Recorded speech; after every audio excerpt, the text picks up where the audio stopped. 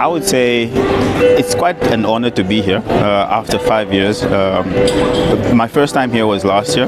Came here as a private energy developer in the renewable energy space. This year I'm returning as a representative of the Namibia Green Hydrogen Program, where, as you all know, we're doing quite a lot of things in the green hydrogen space. And I think for me, what would really be a valuable outcome from this would be to see a diverse mix of just the portfolio of energy that is offered on the African continent space.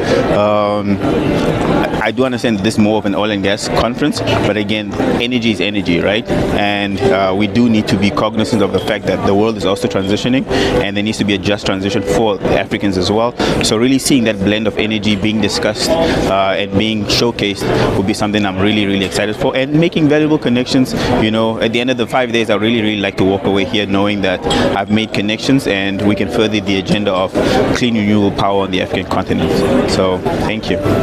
The outcome should be constructive discussions on how the industry is going to finance itself in Africa, because that's one of the biggest challenges facing companies, particularly independent companies, not the Exxons, Shells of this world, but the smaller companies, independent companies, accessing finance. And that's, as I say, the biggest challenge. I'm an advisor, so I don't need to raise funding myself. I advise companies on how to raise funding.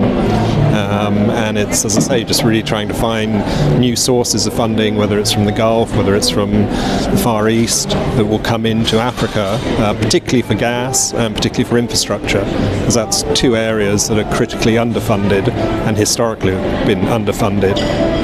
But as you can imagine, gas in particular for economic development in countries that are gas rich, like Nigeria, Angola, etc., is very important. The theme this year is positioning Africa as a global energy champion, and this to me is exciting because obviously there's a lot of potential, there's a lot of resources that we need to put into use. My expectations are that we learn from each other. We'll have a lot of other nations from Africa in here, and we can learn from what lessons they have taken. We can learn from policies and regulations that have worked and that have not worked, what we can implement. We can learn from what the investors and developers are interested in and how we can then, put our best foot forward for that.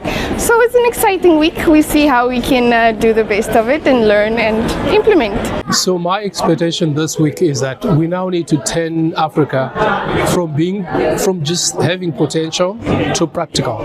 For many years, everybody talks about the type of potential we have on the continent. We know about that, but we are saying let's move away from potential to get practicals on the ground. If you look at the biggest challenges we have had over the years, is that we still have challenges of energy across the African continent, whether West Africa, Southern Africa, East Africa, etc. But when you look at the natural resource that we have at our disposal, it doesn't match anywhere else in the world. So we need now to change that, and the talk shows and everything has happened for way too long. We now need to execute what we discuss here today. How do we actually put that into a practical solution on the ground to someone who is in the smallest village, deep down in Nigeria, deep down in Kenya, deep down in Zimbabwe? How do we take what we discuss here and make it a reality for them, for their school kids, for the mining companies, for the local clinic, for the local hospital?